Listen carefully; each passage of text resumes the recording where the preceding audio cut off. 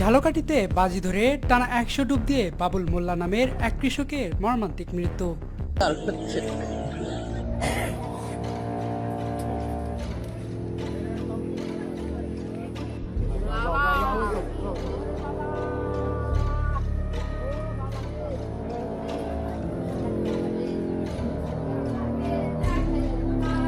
এক বস্তা গা গরম ওখানে যাই ফেলে ওখানে ওই আটখোলা বই এবার কারা কারা কয় বলে ই করো এই এই এখন এই কালে ডুব দিত আর কেউ 100 ডুব দেবা ফেরে 500 টাকা দেব। ও তো ওই গা বস্তা লই গেছে গায়ে গরম ও যে তা আমি দিব। বাজি যে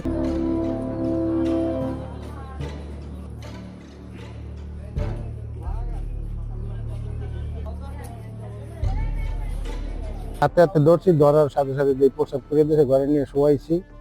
শোয়াবার পরেই তল টল মাইকে দিয়েছি, পরে হিট দিয়েছি, কোনো কিছু বুঝি না। তারপরে রাজাপুর নিয়ে গেছি। রাজাপুর নেওয়ার পরে তো বলে যে মারা গেছে।